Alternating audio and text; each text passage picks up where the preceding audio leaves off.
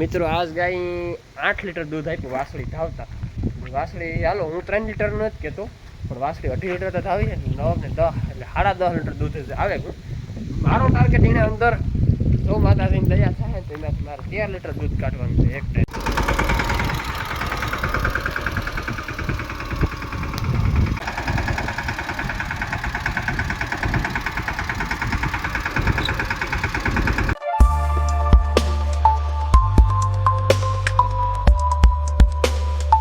સ્વાગત છે તમારું નવા બ્લોગની અંદર. તો મિત્રો હે ને ઢોરનું બધું કામ જો અંદર બાંધી દીધા, નીણ નાખી દીધી. એ રતન, આપણી રતન જો રતન એટલે રતન છે મિત્રો. રતનને જો માખીઓ બેસે તે મજા નથી આવતી. તો મિત્રો જો આપણે કાલે ઓલો ખાતરનું જે મિક્સિંગ ની કર્યું હતું, ખાતરનું બેરલ એ ભરાઈ ગયું હતું, ખાલી કરી નાખ્યું. નડળમી જો ના થકો ખાતર આખું ખેતરમાં છાંટી દીધું. થોડુંક બાકી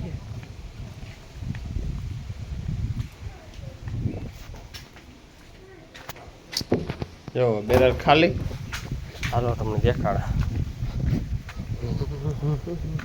આમાં તો સટાઈ ગયું ને જો બેઠા ના થકો જોઈ આખા ખેતરમાં નાખે. બીડી પીએ, બીડીને બનતા નથી નથી બનતા. હાલો મિત્રો મારે જવાનું છે નેપિયર ખડવાટવા, નેપિયર વાઢે પછી રાત્રે લગભગ દવા છાંટવાનું જવાનું છે. 99% રાત્રે આન છાંટવાનું. રાત્રે કૂસો બેર્યો ને એટલી કૂસાની જ દવા છાંટવા જવાનું છે. કે એકદમ છાંટતા હતા ને ભાઈ એટલું માથે મેં પડે ગયું, એટલે બહુ કૂસો બેર્યો ને દવા છાંટવા જવાનું છે. હાલો આપણે ખડ વાઢી લઈએ ઝપટ. તો મિત્રો હું છે ને ટવા દેવા પૂગ્યો જો મિત્રો. ડોલમાં લઈ લીધા બી ને ખરપી ના ઘેર તો આપણે ક્યાં છે ઢોરમાંથી નવીના થઈને ખેતરમાં આવે જેવા. રાત્રે સવારમાં વીસ જવું પડે નકર ના મેળી ન આવે. તો ઓલી તો વાલીમાં શતકમાં દે. આમાં બહુ ખાલા ને તો આ માંડવી શેષ પારવી છે. અહીં તમે જોવો ને તો પારવી દેખાય, અહીં જુઓ તો ન દેખાય, અહીં જુઓ તો કંઈ ઘટે નહીં નિર્ભાય છે. પણ માંડવી હા છે ને બી પડ્યા હતા ને તે દે દઈએ ટવા. આમાં બહુ ટવા ને કોક જો આવા ટવા છે. રાત્રે તો બહુ જ હતા. ચાલો મિત્રો ટવા દેવા માંડીએ. હાથી આંકવાની તૈયારીઓ કરે નાથો બપોરનો રણજી આંકે આંકી છે લગભગ ઓલા કટકામાં. તો મિત્રો મારે ભીહું પીવરાવાનું કામ ચાલુ છે ને રણજીતને નાથો આપો જો ટ્રેક્ટર આ કે આપણે છે ને ભીહું પીએ લઈને નીણ નાખી દે પછી આપણે હાથીની પાછળ જવાનું છે જોવા. ને મિત્રો આપણી રતનની મિશન મિત્રો નજીરિયું બાંધી દીધું કે કોઈની નજીર ન લાગે એવા હાટું. રૂપારી બહુ રહી ને મારી માં કંઈક બનાય કે વાસળી કે રૂપારી ભૂરી ભૂરી હતી કે તું ભૂરી નામ રાખીને. મિત્રો મેં કીધું મને ભૂરીની આપણી વિવર્સ મિત્રને પૂછવાનું છે તો મેં આ છે ને નજીરિયું બાંધી દીધું. કામ કોઈ નજીર ન લાગે એવા હાટું. રૂપારી કેમ છે રતન જે કાન નથી દેતી, મોટી થઈ જાય પછી કાન દી નકર બાકી ઢેલ ઢેલુડી ઢેલ ઢેલ ઢેલ ઢેલ ઢેલ હેલ હેલ હેલ હેલ હેલ ઢેલ ઢેલ ઢેલ ઢેલ. તો રતન મિત્રો નામ કેવું લાગ્યું કોમેન્ટ જરૂર કહેજો, ભૂલતા ન.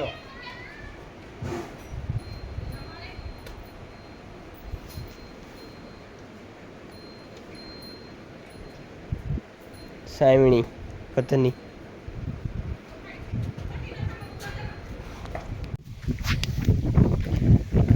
તો મિત્રો જબર હાથી આ કટકામાં હાલે ગયું ને ટ્રેક્ટર પડ્યું ને ના સુધી હાલ્યું. મિત્રો આપણી કઈ મોવારા કપવીએ તૈયાર થાય ને દાઢીમાં શેપ મરીવીએ, બાયું બ્યુટી પાર્લરમાં જાય ને કેવું રૂપારા લાગીએ.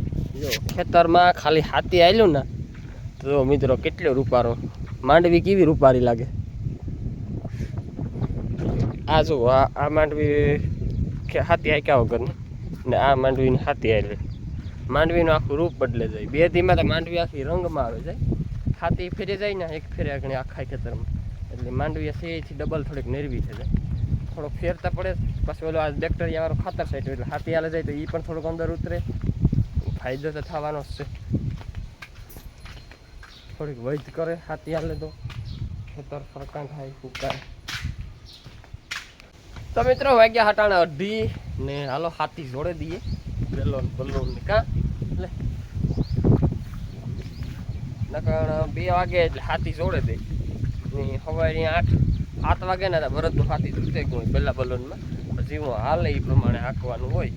અટાણે તડકો છે આસ્તા વરાપ નીકળી મસ્તીની એકદમ એટલે હાથી લગભગ હાલી જાય.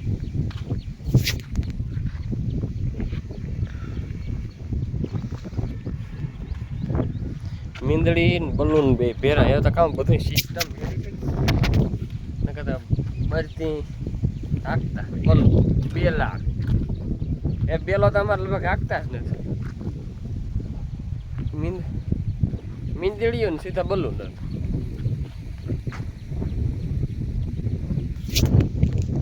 બેલો હે ને એ આ સુધી પૂગી જાય છે. આ સુધી આ આ સેટા આ ધડમાં પેલો પૂગે જાય બલૂન ધડમાં નો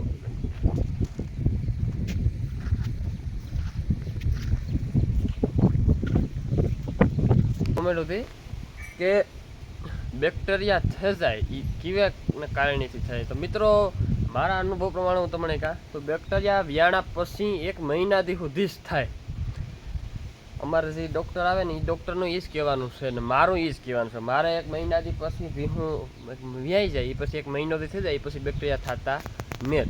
જો થતા હોય તો કંઈ પણ કોઈ નહીં થતા હોય આપણે જ થતા. ને મારે નેત ન થવાનું કારણ એક તમને કહું કે જો દોવે ને આસર ધોવે નાખવાના. દોયા પહેલાં તો બધા ધોતા હોય, દોવેની આસર ધોવે નાખવાના, દોયા પછી ભીં હેઠી ન બેસવી જોઈએ એટલે બેક્ટેરિયા ન થાય. આપણી પાસે 10 ભીહું છે કે 10 ગાયું છે, એની અંદર એક ગાયની પાયોમેટ્રા થયો હોય કે કોઈને બગાડ નીકળતો હોય તો એ ગાયનો જે બગાડ છે એ તમે આગળ બગાડ નીકળ્યો ને બગાડ નાના પડ્યો રહેવા દો તો એનો ઇન્ફેક્શન બીજી ભીંના આ વાસરમાં કે બીજી ગાયના આ વાસરમાં લાગવાના ચાન્સ 99% રહે. તો આપણી બગાડ પડ્યો હોય તો એને આપણે ધોવે નાખવો પડે, નાખી આપણે હારમણ મારીને કાઢી નાખવો પડે તો એ વધારે ફાયદો કરે. અને બીજો તો દોવે ને 2 ટાઈમ પાછળથી તમે આસર ધોવે નાખો એટલે લગભગ કાંઈ બેક્ટેરિયા થવાના ચાન્સ ઓછા રહે. મારે પહેલાં થતા તો જેદુનું 2 દોયા પહેલાં ધોઈએ ને દોવે ને પછી જેદું આસર ધોવાનું મેં રાખ્યું ને એ પછી મારે લગભગ બેક્ટેરિયા થવાના ચાન્સ ઓછા હાવ પડે. બેક્ટેરિયા થતા જ નથી, મારે થતા જ નથી બેક્ટેરિયા, લગભગ થતા જ નથી. અમારે ગાયની થયા હતા એ પણ થયા નહીં. બેક્ટેરિયા ન થવા દેવા હોય હાવ તો મસ્ટાઇસ્ટિક બેક્ટેરિયા તો તમારે કામ કરવાનું ખબર, આપણે જ્યારે ભીંની કે ગાયની વહુક આવીએ ને ત્યારે મસ્ટીવોક કરીને ટ્યુબ આવે, 280 રૂપિયાની એક ટ્યુબ આવે. એ તમે આ ચાર આસુરમાં સડાવી દો એટલે તમારે પછી જોવા પૂરતું જ નહીં. તમારે વ્યાણા પછી લગભગ 99% બેક્ટેરિયા નથી થતા. હું તમારો તો નિયમ છે ભીં વહુ કે ના કે ગાય વહુ કે એટલે એને છે ને ટ્યુબ સડાવે જ દેવાની, અંદર લિક્વિડ ટ્યુબ આવે ને એ. તો એક ભાઈની ખબર હતી કે તમે કે કારી ગાયની કે તમે લીધી ન્યાય કે હાકરથી બાંધતા ને અહીં કે તમે મોરી બાંધો તો એને ડોકમાં બાંધો. ભાઈ ડોકમાં બાંધવાનું કેવું છે ખબર કે મોરી મારા પાસે પડી હતી લાલ કલરની, પછી લાલ કલરની મોરી ઓલીની અસર લાગતી હતી ને આણી એવી અસર રૂપારી લાગે તો પછી ડોકમાં બાંધવાનું કોઈ મતલબ નહીં.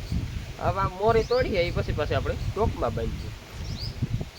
અને એક ભાઈની ખબર હતી કે હર્ષદનું ગામ મીતી છે. આ ભાઈ હર્ષદનું ગામ મીતી ગામ છે, ખેડનું મીતી, 22 માતાજીનું મંદિર છે એ ગામ મીતી. ને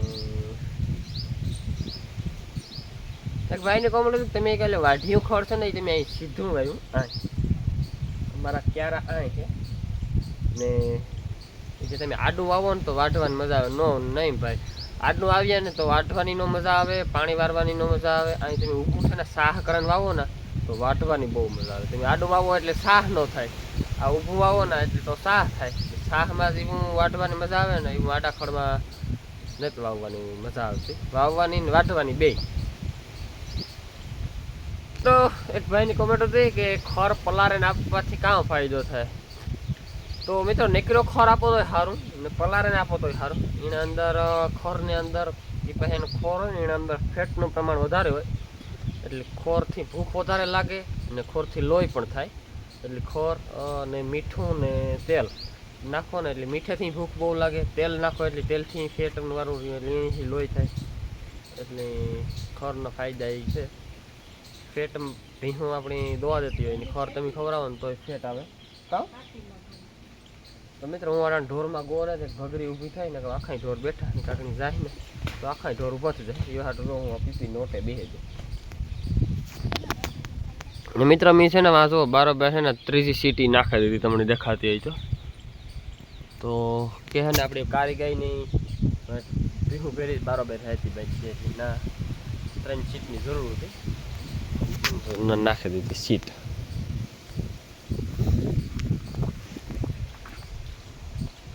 હાલો જઈએ તો ખરેખર આવશે કામ મિત્રો. જોવા હેવા રાખો હુકાઈ ગયો.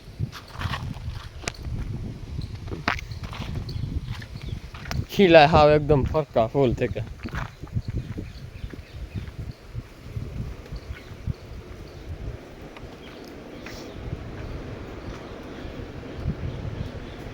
મિત્રો આ મોરી બાંધીમાં કઈ ખરાબી છે? ઊંડી કે લાગે ગાય કારી?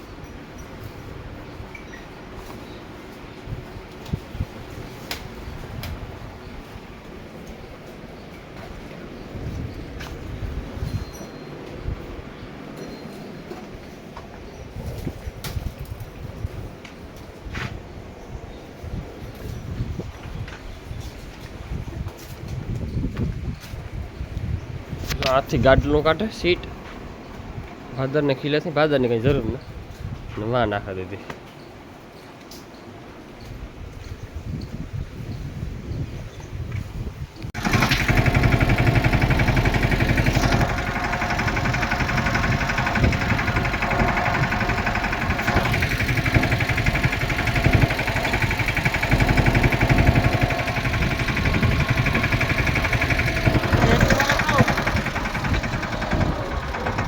જવા દે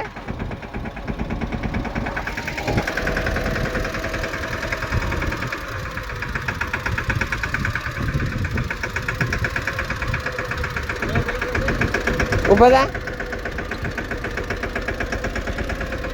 જવા દે.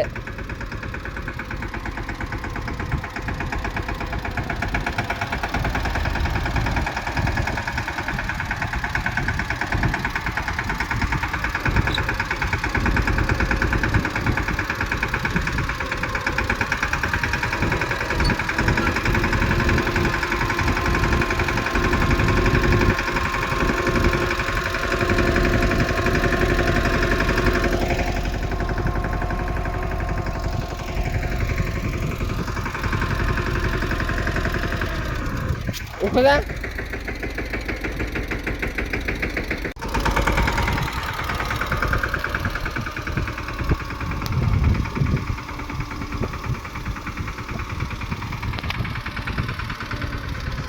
रणजीत भाई मित्रों हराया भर रहा है, हराया पीन पाड़वानी नत पाड़वी जावा दे, हालो जावा दो.